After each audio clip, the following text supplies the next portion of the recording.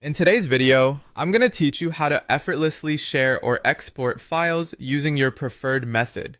It's a simple, yet often overlooked process that you can master to enhance your productivity and collaboration with others. To begin, let's dive into the first step, accessing the Share or Export button. Typically, this is found on the interface of your application or program, often represented by an upward arrow or a document icon with an arrow. It might be nestled within the menu on your screen's toolbar, or in some cases, you may find it in the file options at the top of your window.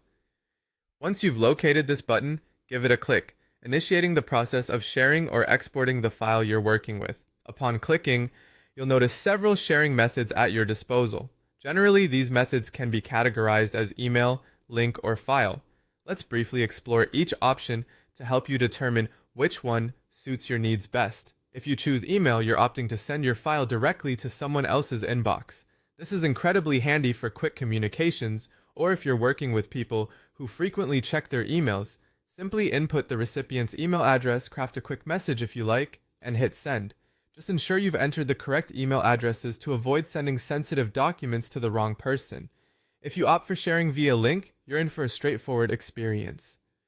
This method generates a hyperlink that you can share through various platforms, whether you prefer messaging apps, social media, or even embedding it into a website. Depending on the program or service you're using, you might also have some control over access permissions. For example, you can decide whether recipients can only view, or if they can edit or comment on your file.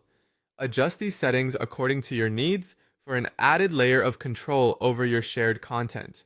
Finally, if the file method is your choice, you'll download your document onto your device. This grants you the flexibility to store it for offline access, upload it to cloud storage, or transfer it through other means like a USB drive. When saving, be mindful of where the file is being saved on your system for easy retrieval later. Once you've settled on a sharing method, proceed with sending or sharing with your collaborators. Double-check all details before finalizing the process.